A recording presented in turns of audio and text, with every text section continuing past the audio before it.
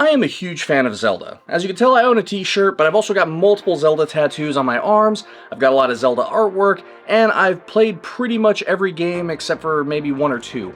But I grew up on this as a kid, and I've always wanted to make something really cool to kind of represent that, and one of my ideas was to do a Master Sword, but a lot of people have done that, and I think that that's too easy. So instead, I decided to go with my second favorite game behind Ocarina of Time, and that is Majora's Mask. So today, we're going to be building a Majora's Mask.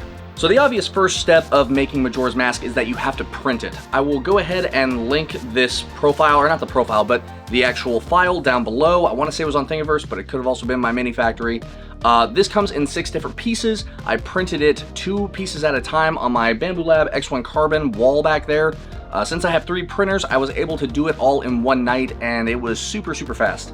Now for the settings, I did choose a 0.16mm layer height because I didn't really care about layer lines. I knew I was going to be sanding this, so I put it on that. I also put it on optimal. If I was not going to be painting it, I probably would have chosen high quality, but that makes it take a little bit longer, so optimal was fine for me. I also always choose gyroid infill because I've heard that if you use grid, it might break off the hot end.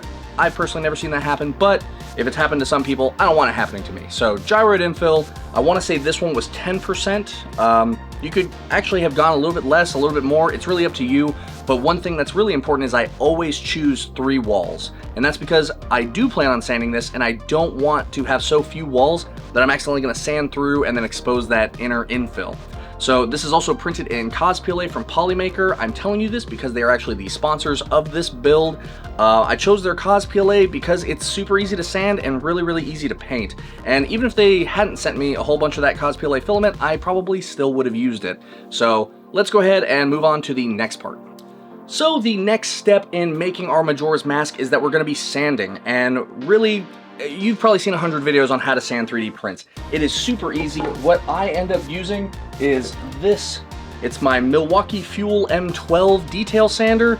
Honestly, I have, I think 4 different sanders that I can see around me right now, and this one is probably my most used.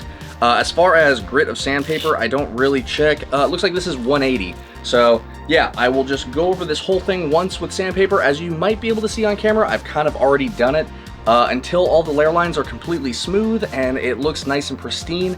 The other thing we're going to do is we're going to end up filling these holes. Now, I haven't really decided on what I'm going to do. I'm either going to be using Bondo or potentially just some, or potentially this modeling paste by Liquitex, which you can go pick up at Michael's or Hobby Lobby or wherever it is that you shop.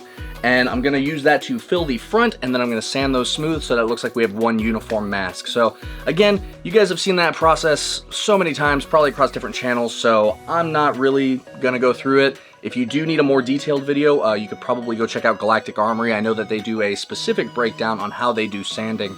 So yeah, we will come back and this thing will be fully sanded, and I'll let you guys take a look. Okay, so it has been a couple of days. I've been pretty busy with work, but I did finish sanding and filling in the creases on this Majora's Mask. I'll show you guys a close-up, but I did end up using this Liquitex modeling paste that I picked up over at Michael's, and it filled my seams super well. I think it turned out really good. I really like this solution because it's something that I can do inside, and I don't have to be in a well-ventilated space like you do with Bondo. Now, one thing about this is I would not use this for cosplay pieces, and that's because those tend to move around, and it would probably crack and, you know, mess up your seams and stuff. So in those situations, I would still use the Bondo. I'd have to be outside. It's really hot in North Carolina, so I'm not really doing any cosplay pieces right now, but this is just a display piece, and I think that this Liquitex is a awesome other solution if you didn't want to have to use Bondo. So the next step for this is I'm going to hit it with primer. I'm just going to be using a filler primer, and I'm going to see how well those seams did get covered. If I can still see anything, I'll probably go back over it with the modeling paste, but I will see you guys when that is all done, and then we will move on to my favorite part, which will be painting. Okay, so I've gotten a bit more of this done than I meant to. Now, painting is my favorite part, but I wanted to do half of this so I could show you guys, well, I could figure out the techniques I wanted to use, because initially I thought I was going to be airbrushing this in order to get my, you know, fade transitions and all that stuff, but really just using a brush was a bit easier, and when I tried airbrushing, I noticed I wasn't getting an even coat like I wanted to, so that's just really a lack of skill on my part, but I do really like how this came out with the using regular paintbrushes, so I'm going to go ahead and show you guys some B-roll of how, like, the techniques that I used, and I'm going to try to explain how I did it.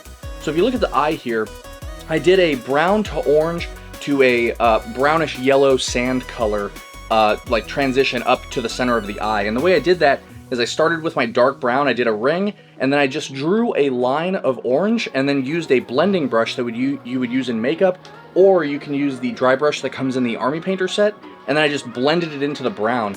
And then I went ahead and put my sand color really bright up around the iris, and then slowly worked my way down, blending that into the orange, and it gave me this really cool effect. And I based that off of a kind of a reference image that I found on Etsy, and I think that it looks really good.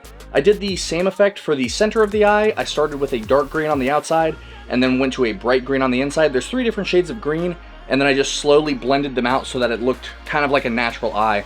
I also used that same exact technique for the center of the eye as I used for the green down here, and then for all of my little horns, I just painted the whole thing brown, and then I found the primary color, and I kind of blended it in. I didn't do a full blend transition into the brown, I just kind of made it look like smudged, because I figured, you know, this is supposed to be created by Skull Kid, and I'm assuming he doesn't know how to use an airbrush, or he doesn't have access to an airbrush, so he probably just kind of slapped the paint on there, and then didn't really try to make hard, crisp lines. So yeah, I just kind of blended it in, and then I found a slightly lighter variation of that original color, and then did that for the tips, because I just thought, you know, the lighting would look a little better. So I'm gonna go ahead and paint the other side of this, and then we'll be on to clear coating.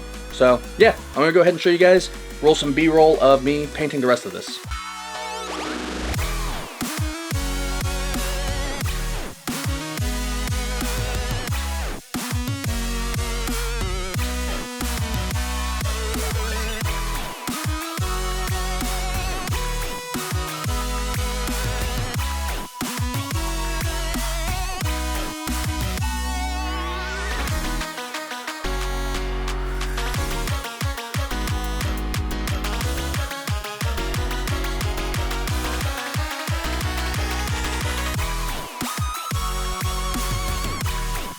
Okay, it's been many days, not actually of painting, but I just had to find time to finish up this Majora's Mask, and I think it looks absolutely beautiful. I mean, everything about this, I think looks super cool. It was really fun to paint, and the only thing I have left to do is put it up on the wall. Now, I could go ahead and hit this with a clear coat if I wanted to, and I really considered it, but being that I believe in the game it's supposed to be made out of wood, so I kind of wanted to still give it that matte feel, and yeah, maybe eventually we'll hit it with clear coat, but for now, let's go ahead and put it over on the wall. And we are at our wall control cosplay weapon wall, and I think that that is the perfect spot for our Majora's Mask. So if you guys like this video, go ahead and consider subscribing, and please like it so that I know that you guys want to see more, and let me know what you guys want to see printed next. But for now, let's go ahead and look at some close-ups.